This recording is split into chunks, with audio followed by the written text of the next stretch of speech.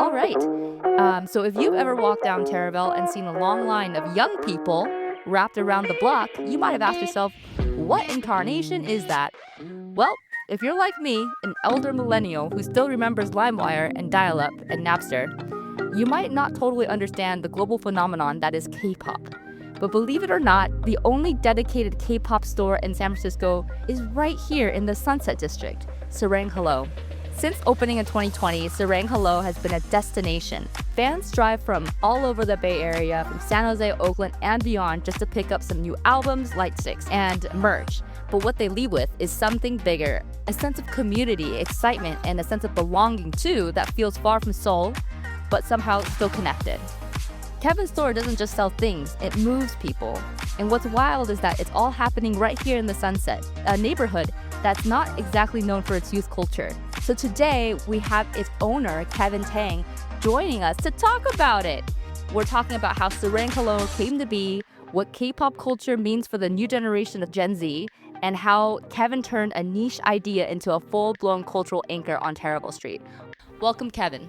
Thank you so much. And I just want to say, I love the term elder millennial. It sounds so wise. And I am also an elder millennial because I grew up with LimeWire and startup. Oh my God. Not dial-up. Yep. And dial-up just died. It's dead now. Yeah. That's And crazy. yeah, but thank you so much, Jessica, for having me. Yeah, no, I'm so glad that you're here. I don't really understand K-pop. So this is going to be really informative for me. Although I know it's not an age thing because my aunt loves K-pop and I bought her a blanket of BTS for Christmas last year. She loved it. Yeah, it's definitely all ages. I love using the term multi-generational. Yes. And it's just like one of those things where people have very different tastes in music. Right. But I think the way K-pop music is produced in Korea is very unique and very creative, and I would say, in their marketing. And I think that's what draws a lot of people in. And it could also draw a lot of new people in. And I think it's also okay for people to not feel that resonation with K-pop because it's a different type of genre of music. And I think that's totally fine. I think that's what makes it super fun and super different and makes people very curious as to why it is now such a big thing right now compared to like now. 5 years ago. Yeah. It used to be super niche. And I think one of the best things about K-pop is its positivity and wholesomeness. And I think that's why it's very multi-generational. You'll see families come together, fanning over like armies like BTS. And because there's also a lot of backstory as to how to become a K-pop idol. And people resonate really well with that. People feel connected with that. Yeah, so how did you get into it? I was like a fan of Girls' Generation, very casual. I'm a very casual fan of K-pop, like back in like 2012, 2013. I remember 21, mostly because of Sandara Park. Sandara Park was very popular back in the Philippines when I was living there. And it was just very on and off. I would hear K-pop music here and there because of my cousin. She's a huge K-pop fan, even up to the saying age. I would say she's like generation zero of K-pop. And so I've just been on and off. And then I think it all started back in 2020 or even 2019, I think late 2019. And at that time, I was working as a software engineer. Wow. And with all honesty and just like all other tech workers, felt super burnt out, felt super unfulfilled, and was not very sure about where my career is headed towards. And I wasn't feeling inspired, and I wanted to do something that felt a little bit more fulfilling. Something that could actually bring my business background, because I'm a business major and I have hospitality experience, and also a blend of like tech skills. Then one night I was having dinner with my two housemates, Pip and Ches, who are now my business partners. And as usual, in the living room, they're blasting K-pop music, K-pop content, whatever. It's just on TV, on loop. And I just remember BTS Boy With Love, I think, just came out at that time. And Chess was just going nuts because she's a huge ARMY, even up to this day. And Chess mentioned that something that really stuck with me. And she said that there were no K-pop stores here in the Bay Area. And the closest thing to her getting K-pop merchandise, or even K-pop albums in particular, would either be Amoeba or Target. And at that time, they barely had any.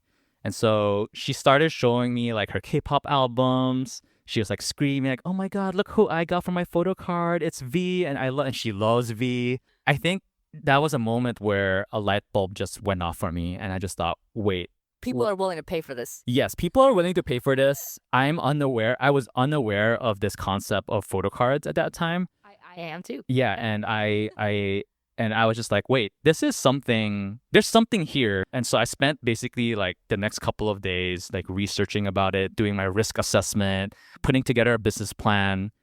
And we even went to Stonestown Mall to do like a survey. So imagine like approaching like teens with parents and be like, hey, can I ask you a question? I'm going to give you a freebie in return. And a lot of that question was like, oh, do you like K-pop? What do you know about K-pop? What groups do you like? And also, how would you feel if a K-pop store opened here in San Francisco? And the results of that survey was very clear that there is a huge demand for a K-pop store in the Bay Area. But obviously the pandemic hit, so we had to make a lot of pivots and changes. We had to build our brand presence online. And, kudos really to Pip and Ches because they have consumed K-pop for so long and they have a creative background. So their branding and social media, it really helped pull people in from the virtual space and making people recognize who we are at that time. Yeah. And when did you guys start your online presence then? We started that in May of 2020. Yeah. So when did the brick and mortar store then actually open? The brick and mortar store opened in November of 2020, so just 6 months after, and it was during the height of the pandemic. So what inspired you to go and open a brick and mortar? Yes, that's a great question. So it wasn't ideal for us to launch online because there's just so many K-pop stores now online at that time. Oh, interesting. And so there's a lot of competition, right? And so we were just brainstorming and thinking, well, how do we set ourselves apart from this? Well, why not we use our genuine love for K-pop as our brand to draw people in? Mm-hmm. And that actually worked. And I think at that time we were having online orders, just like a startup. We were working from our garage, from a living room, from my bedroom. And we've had a lot of feedback asking us, hey, is there any way if I ordered something, if I could pick it up?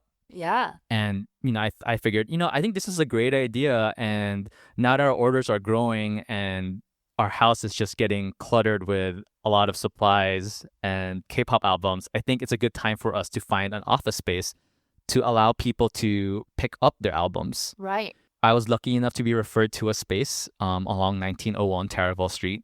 And one of my biggest non-negotiables was to be close to a post office. And it made sense because at that time, I remember there was a post office along Taraval Street. So 28th and Taraval. yes. So it's a very convenient spot. It is. And we were a block away. Yep. And it's downhill. Go Right? down, but you have to go uphill to get back. Yes, uphill to get back, but there's less load to carry when you're Okay. going up. Yeah. Okay. Yeah. And so I think we were a block away. We were literally like 3 houses away from Dumpling Kitchen. It's super small. I think it used to be a dental office. It's now a chiropractic office. So you can just imagine how small that space is. And we intended it to just be an office space or a pickup space. Right. But people in our community were just asking like, well, can I shop? If I pick something up, can I shop? And so I was thinking, okay, well, let's allow them to shop, but it's also the pandemic, so it's kind of awkward. And the only space that we have is like this 10 by 10, not even 10 by 10. It's probably like a 6 by 6 space. So we were only allowing 2 to 3 people in. Oh, We right. decorated it up. We have like one of each album that we have. Anything that they wanted, they could just ask us and we'd take it from the back. And it was just incredible because people and the dedication of the K-pop community here is on another level. On average, people were waiting 2 to 3 hours just to get in to shop with us That's crazy. during the pandemic. Wow. And I think to me, that was very heartwarming. And it really made me realize that we're on the right direction here. Are you still at that space? No, 6 months later, we moved into another space, which is a block away from the post office, but downhill from the post office. So now we have to, every time we ship things up, we have to go uphill. This was on 1900 Taraval Street. It's right across Footprint, and right beside us is Eagle Pizza. But that space also got old really quickly. So this was in 2020. We were in that space till end of 2022 as a retail store. And then eventually we moved to our current spot, which is 2050 Taraval Street. And we converted the old spot into our fulfillment center because we still have a lot of online customers that we needed to appeal to. But also at the same time, we had this vision of what we wanted SarangHello to be. And that's kind of what 2050 Taraval Street is right now. What is your vision? The vision is to create a space that people can feel safe and heard and seen, and also just a space where they could just be themselves. And so there's this story that me, Pip and Ches love to tell, and we call it the comic book store experience. And, growing up, at least for me, I love comics, I love cartoons, and I love anime, and felt a little bit like an outcast. And when we first walked into a comic book store, just seeing all these different comics, seeing other people in there, like that was the kind of feeling that we wanted for our customers to feel when they enter a K-pop store. Because K-pop at that time was very niche, right? Like I think there's a bit of a judgment if you mention to people, oh, I like K-pop. And like, why? Like you don't even understand the language.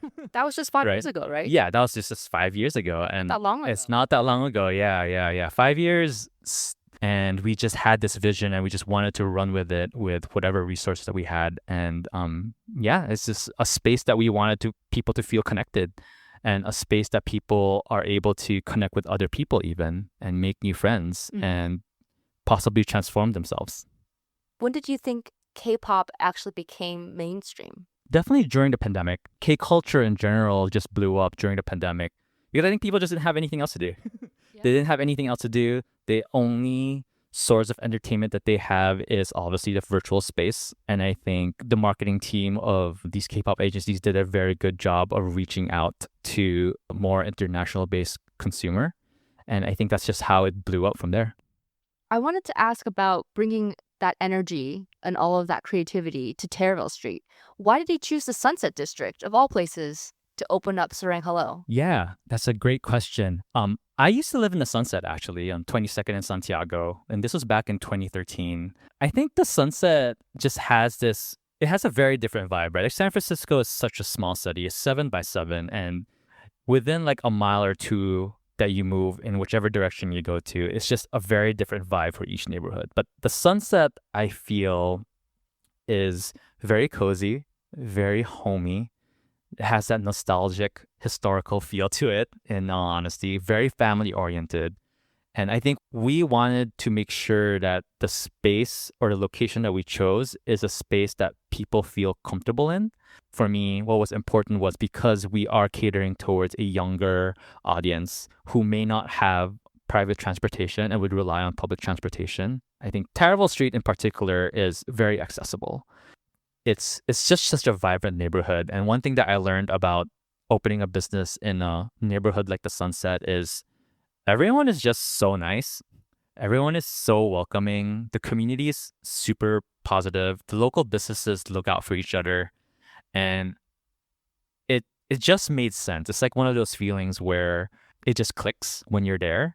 And, growing up, I always imagined myself to be walking along like the corridors of like very vibrant houses. And I think the Sunset just encompasses that. And there's just so much to do in the Sunset. Like if you go to our store and you have and you don't really have plans after, you could go to the beach if you wanted to. You could go grab boba. You could go to the park.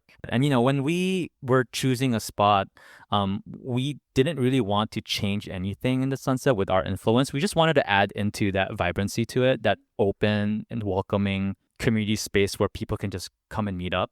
Because we do have a lot of people that meet up at our store. Wow. And it's amazing to see. that. Yeah, it's just amazing to see, be like, oh yeah, let's just meet up at SarangHello. And then you just see people meeting up. Like whether it be a date or it could just be like a friend meetup. Yeah. We had that one moment where someone was there on a date and we were really nervous because they're there right in front of us and we're on the register manning the booth, and we were like, they're there right in front of us and we're on the register manning the booth, and we were like hearing all the conversations. But it's so such funny. a sweet moment though. It's like it's just super cute. Yeah, that is cute. Opening a small business isn't just all vibes and joy. It's a lot of work. It's like a lot of sacrifice, like you said. It's learning about things that are happening outside the world and how they impact us individually, which is a lot for one person's brain to contain. Mm-hmm. So one of the things that's happening in real time is that, we have a lot of tariffs that have been implemented in the past year, thanks to our current administration and the federal government. And so most of the stuff that you get is from overseas. So how has that impacted your business? It was such a huge impact, to be honest. Then just the mention of tariff already, I feel like we've lost money already in a way. Because you're right. Yeah, and just discussion of tariff, I think just brought a lot of uncertainty and fear to consumers that people would be a little bit more conservative to what they would purchase, right? We do have this business model where we offer pre-orders for our customers to order an album before the release date. And there are perks to that where they would get like an extra exclusive photo card if you pre-order with us. So this model is kind of very popular among K-pop stars, even in Korea. When we put up these listings for pre-orders, price is already set. Got it. The timing is just like, it just doesn't work for us in terms of tariff implementation. Money by the end of Well, yeah, I mean, just to mention of like, oh, the deadline for this tariff is this date. We already know we're going to lose money. Right. And so I think that uncertainty kind of hurt us a little bit earlier this year. And we've had to make a lot of tough decisions in how we operate, just trying to make better decisions on like what we carry. It's a little upsetting because we pride ourselves in offering variety of like K-pop albums, merchandise, anything that you could think of that's K-culture. But because of all these drama, that's what I like to call it, it really hinders the way we plan and strategize things. And we definitely had to kind of hold back on a lot of the ideas that we've had, a lot of the things that we wanted to carry. So we're very, very selective now, which is quite unfortunate. So looking back so far, what's a moment that made you stop and think, yeah, this is why I do this? Another great question. And quite honestly, it was when we moved to our current location, to 2050 Taraval Street. This was late 2022, and I just remember how tired I was. I've never been so tired in my life. It was just nonstop, working late nights, just trying to get everything done in time, because it was also my first time doing a renovation project for space. Because the space that we're currently in right now, that used to be a Benjamin Moore, and they were in that space for, I think, over a decade. So there was just a lot of work to do. And, you know, when we had a grand opening, just an hour before we opened, there was already a long line wrapped around the corner. And when we had people come in and we started seeing people sit down in areas, unboxing and talking and trading, we're seeing a lot of joy. We're feeling that positive energy, just people being happy. Was that moment where I just felt like, okay, this is what we envisioned back in 2020. I want to continue keeping this feeling, and I think I feel very humbled and just very fulfilled at that time. And it's just something that I want to continue doing, continue to give back to the community, because the community has given us so much, they have given us so much love and support. That's really beautiful. Thank you for sharing that. I think that it's clear to me that you're doing something that you love and you're getting paid for it, which is the dream, right? It is a dream. Yeah, I think it's everyone's. Yeah, 100%. Would you say that you're much happier now compared to when you were in software? I would say yes, 100% happier. It's funny because I had a conversation with my mom the other day, and I asked her, did you ever imagine I would open up a store, become an entrepreneur? And she Yeah. flat out said no. And I think, you know, it's Such an Asian mom. it's such an response. Asian mom, exactly. Yeah. And I think for me, everything that I do in my life, I always want to make sure that I do it to make my parents proud. And I think that's very normal for us Asians. And I think hearing those words from my mom saying, you know, I'm proud of you for doing what you're doing right now, I think it's amazing. And it's not easy though. You know, it's not easy. It's definitely a lot of hard work, a lot of sacrifices. But at the end of the day, I think my mindset has changed completely on how I approach a lot of problems and how I come up with solutions for problems. And being a business owner is 24/7. 24/7. It's all about problem solving. I'm so tired. I'm very tired too, but you know, I think We're doing something. We're doing something different. We're doing something different, right? And I think I love the flexibility of owning a business as well. I love the different projects. It's just different every day. It's not the same thing that I have to tackle on a daily basis. And I feel like it's nice to have a bit of control as well as to what I do, what I want to do, and what I don't want to do. So We're going to move into trivia. trivia. I'm nervous now. Don't be I'm nervous. extra nervous now. Question 1. Which of these K-pop groups have never performed at Coachella as of 2025? A. Blackpink. B. ATEEZ. C. 2NE1. Is that how you say it? Yeah, 21. Literally, their name is 21. Yeah, it's called 21. Yeah. Or D. BTS. BTS. That's- The BTS. Yes. Yes, they have not performed at Coachella, but the other three have. They have, yeah, and it's amazing, yeah. And I think the Blackpink Coachella performance was very iconic, but I mean, honestly, all three has been really good, especially 21. I think 21 is a group that I grew up with, and just being able to see them come back together as a group to do a Coachella performance brought a lot of nostalgic feelings back. That's great. Okay, question 2. Which K-pop star's stage name literally means great in English? A. Taeyang, B. G-Dragon, C. Top, or D. Daesung?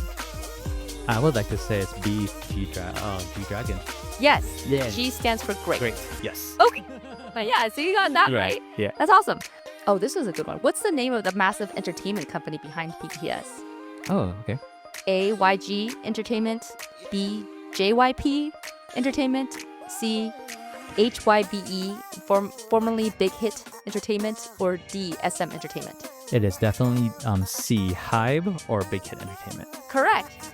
Good job. Well, you are now officially the pro on P-pop. 3 out of 3. 3 out of the ones we know that were correct. So thank you so much for joining me today and talking about your business and sharing with us your journey. And really excited to see how SarangHello is going to continue to evolve over the years and bring joy in the sunset.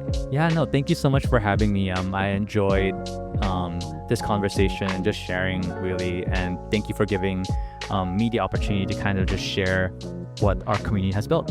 Thank you so much. All right. Thanks for being part of this one. I'm Jessica Ho, and this has been The Sunset Connection.